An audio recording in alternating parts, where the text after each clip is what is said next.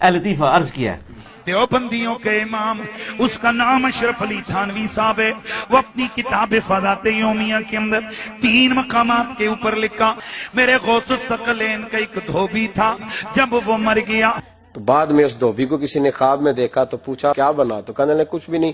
فرشتے نے آ کے پوچھا من ربو کا، رب کون ہے؟ تو میں نے کہا میں تو غوث پاک کا دھوبی ہوں. منکر نکیر آئے، انہوں نے آ کر سوال کیا مر ربو کا، کہنے لگا عبدالقادر جیلانی کا دھوبی ہوں. کہا ماں دینوں کا، تیرا دین کیا ہے؟ ارے کہا نا غوث پاک کا دھوبی ہو. پتہ نہیں آپ کو بھی اتنا ہی مزہ آ رہا ہے جتنا مجھے آ رہا ہے. پوچھا ماں کنت تقول بیک ھذا الرجل، اونچی کہنے لگا اتنی پہچان بھی نہیں، گناہگار آدمی. حضور غوث پاک کے گھر سے کپڑے آتے تھے دھو دیتا تھا. حضور غوث پاک کا دھوبی ہوں، اتنی بات قبول ہو، بخش دو نہیں تو سزا دے دو. فرشتے حیران، یا اللہ کیسے بندے سے پالا پڑا، اونچی جو سوال کرتے گے جواب ایک ہی دیتا ہے کہ میں عبدالقادر جیلانی کا دھوبی ہوں. فرشتوں نے کہا مولا کس بندے کے پاس بھیج دیا؟ اب تک 2 ہی بندوں سے واسطہ پڑا، ایک وہابی اور ایک سنی. حضور غوث اعظم قبر میں آئے اور فرمانے لگے کیوں تنگ کرتے ہو میرے ماننے والے کو؟ اونچی کیوں تنگ کرتے ہو میرے، یہ کوئی لوارث ہے اس کو تنگ کر رہے ہو؟ فرماتے ہیں حضور غوث اعظم نے فرمایا مجھ سے پوچھو کیا پوچھنا ہے، مجھ سے پوچھو. فرشتے کہنے لگے ہم پوچھتے ہی نہیں، ہم پوچھتے ہی نہیں، عبدالقادر جانے اور خدا جانے. اور تانوں کھنگن نہیں دینا کسی نے. پتہ لگ جائے گا جو چمڑی لوے گی نا جڑے اس طرح دے بکواسات کرنے والے اور انہوں نے چھاپنے والے، تانوں کھنگن نہیں دینا کسی نے. جیسے ہی پوچھنا تھا وہ دھوبی جلال میں میں جب سے بول رہا ہوں مجھے نہیں معلوم، بس اتنا معلوم کہ غوث اعظم کا دھوبی ہوں، اتنا ہی معلوم کہ آگے کچھ نہیں معلوم، بس اب کچھ نہیں پوچھنا. یہ پاگل ہو گیا، باولا ہونے کی علامت ہے. چوتھا سوال ہے نہیں، ان لوگ پوچھتے نہیں، اس کا جلال دیکھ کے واپس چلے گئے نا. حکم ہوا، تھانوی صاحب لکھتے ہیں کہ حکم ہوا فرشتوں اسے جنت لے جاؤ، اونچی کہ یہ میرے عبدالقادر جیلانی کا دھوبی ہے. پتہ نہیں آپ کو بھی اتنا ہی مزہ آ رہا ہے جتنا مجھے آ رہا ہے.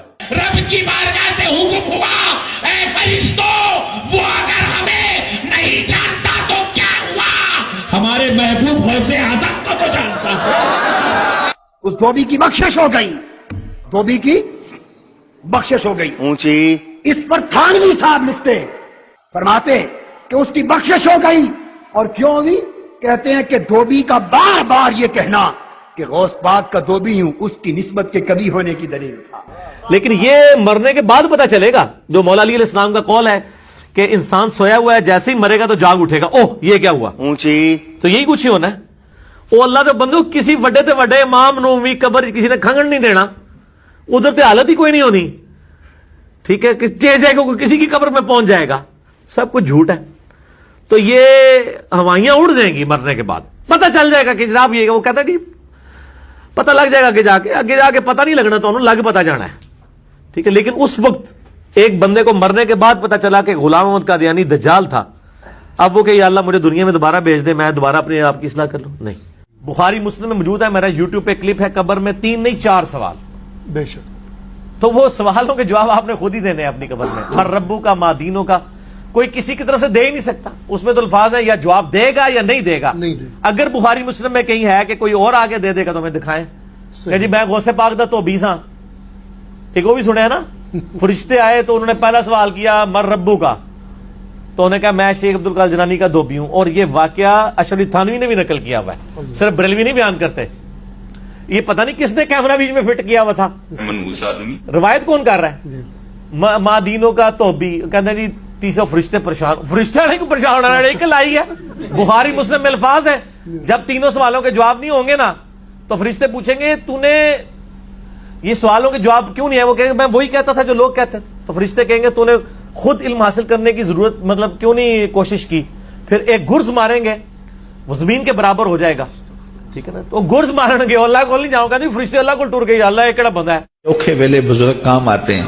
وہ بندہ تسی میرے والے کر دو نا، فرشتے تو چھڑ دو، فرشتے تو سرما بنا کے رکھ دیں گے ہوتا یار نہ کر. تو اللہ نے کہا نہیں ٹھیک ہے انہوں بخش دیتا گیا. غوث پاک کا دھوبی کیا نبی علیہ السلام کا دھوبی بھی ہو وہ بھی اپنے مال کے مطابق اٹھایا جائے گا. بخاری مسلم میں الفاظ ہے مدعم نامی ایک غلام تھا نبی علیہ السلام کا, اونٹ کا کجاوا کستا تھا, آپ کو وضو کروایا کرتا تھا. غزوہ خیبر کے موقع پہ ایک نامعلوم تیر لگا, وہ شہید ہو گیا. صحابہ نے کہا بڑا خوش نصیب ہے, شہید ہوا ہے. آپ فرمایا تم اسے شہادت کی خبریں اور یہ سنا رہے ہو, خوش نصیب ہے. اور میں دیکھ رہا ہوں کہ اللہ تعالیٰ نے اس پہ آگ کی چادر ڈال دی ہے, جو اس نے مال غنیمت کی ایک چادر چوری کی تھی. تو اسی غوث پاک دے تو بھی لے کے بیٹھے ہو, اوکھے ویلے بزرگ کام آتے ہیں. اور کوڑ مارنا بند کر دو. اور بخاری مسلم کے الفاظ ہیں, مشکات میں بھی مال غنیمت میں چوری کے بیان والے چیپٹر میں آپ کو حدیث مل جائے گی. صحابہ کہتے ہیں اگر کسی نے ایک رسی بھی اٹھائی تھی نا, وہ بھی اس نے بیت المال میں جمع کروا دی. یعنی لوگوں نے کہا یہ رسی ہے نا, اس کی خیر ہے, اٹھا کے لے. یہ صحابی میں فرق ہے اور عام آدمی میں. جب ان کو حدیث پہنچتی تھی فوراً توبہ کرتے تھے. یہاں لوگ پورے پورے پلاٹ اڑپ کر جاتے ہیں لوگوں کے.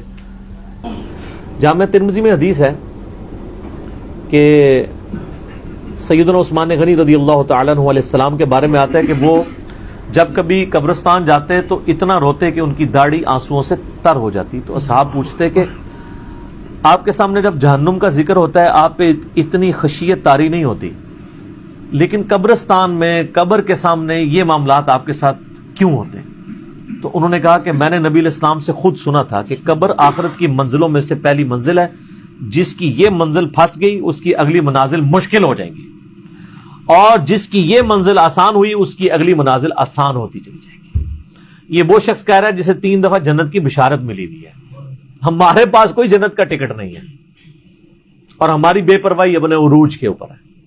اسی کو پنجابی میں کہا جاتا ہے نا, عقل نہ ہوئے تے موجیں ہی موجاں, عقل ہوئے تے سوچیں ہی سوچاں. جسے عقل نہیں ہوگی وہ موجیں مارے گا کیونکہ اسے پتہ نہیں ہے نا, لیکن جسے عقل ہوگی وہ سوچے گا کہ یار یہ معاملہ تو بڑا خطرناک ہونے والا ہے. صحیح بخاری میں حدیث ہے, نبی علیہ السلام نے فرمایا آپ ایک جگہ سے گزرے, کچھ اصحاب آپس میں یعنی ہنسی مذاق کرتے ہوئے ہنس رہے تھے, تو آپ کھڑے ہو گئے. آپ نے فرمایا جو کچھ میں جانتا ہوں نا, اگر تم جان لیتے تو بہت کم ہنستے, زیادہ رویا کرتے.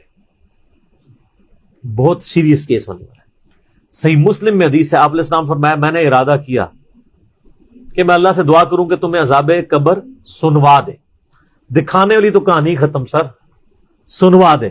لیکن مجھے ڈر ہوا کہ اگر تم نے عذاب قبر سن لیا تم اپنے مردوں کو دفنا نہیں چھوڑ دو گے, ایسی خشیت تم پہ طاری ہو جائے گی. لیکن یہ اللہ تعالیٰ نے سب کچھ پردے میں رکھا ہوا ہے سر. صحیح بخاری میں حدیث ہے کہ میت جو ہے وہ چارپائی پہ کلام کرتی ہے. نیک میت کہتی ہے مجھے جلدی جلدی میری جگہ کی طرف لے چلو, اور جو بری میت ہے وہ چیخو پکار کرتی ہے کہ مجھے کہاں لے کر جا رہے ہو. اور نبی علیہ السلام کے الفاظ ہیں صحیح بخاری میں کہ زمین و آسمان کی ہر مخلوق اس کی چیخیں سنتی ہے سوائے جنوں اور انسانوں کے, کیونکہ جنوں اور انسانوں کو اللہ تعالیٰ نے غیب کے پردے میں یہ چیزیں رکھی ہیں نا, اسی کے اوپر تو جنت ہے. ان الذین یخشون ربہم بالغیب لہم مغفرۃ و اجر کبیر. جو لوگ بن دیکھے اپنے رب سے ڈرتے ہیں ان کے لیے مغفرت ہے اور اجر کبیر ہے. دیکھ کے تو سب نے مان لینا ہے. پھر سر اس سے بھی آگے اگر آپ چلے جائیں, صحیح بخاری میں یہ حدیث موجود ہے کہ جب میت کو سوالات کے جوابات نہیں آتے نا, تو فرشتے اس سے پوچھتے ہیں کہ تجھے سوالات کے جوابات جو نہیں آئے یہ کیا معاملہ تیرے ساتھ ہوا؟ تو وہ کہتا ہے میں تو وہی کہتا تھا جو لوگ کہتے تھے, سن سنا کے سننی, تم نہیں پڑھ پڑھا کے سننی نہیں. تو فرشتے کہتے ہیں تو نے خود پڑھ کے سمجھنے کی کوشش کیوں نہیں کی؟ پھر فرشتے اسے ایک گرز مارتے ہیں جس سے وہ زمین کے اوپر بالکل, جس کو کہتے ہیں نا پیرلل ہو جاتا ہے زمین کے, خاک بن جاتا ہے. اور اس کی جو گرز کی اگینسٹ اس کی چیخو پکار ہے اس کو جن و انس کے علاوہ تمام مخلوقات سنتی ہیں. اگر یہ سن لیں تو ظاہر ہے یہ تو پھر انسان کے بچے نہ بن جائیں. یہ اللہ نے پردہ رکھا ہے, ورنہ تو آپ بڑے بڑے بزرگوں کو دفنا کے نکل رہے ہو نا, ان کے پردے جو ہے نا وہ جنازہ یعنی اس قبرستان کے گیٹ تک پہنچتے بھی ساری بزرگی کھل گئی ہو, دلال کی بات پیچھے سے آ جائے یار نہ کر, ٹھیک ہے, لوگ ایسے بزرگی کا دعویٰ بھی پھر چھوڑ دیں گے, وہ ڈرتے رہیں گے نا. تو یہ اللہ نے پردے رکھے ہوئے. منحوس آدمی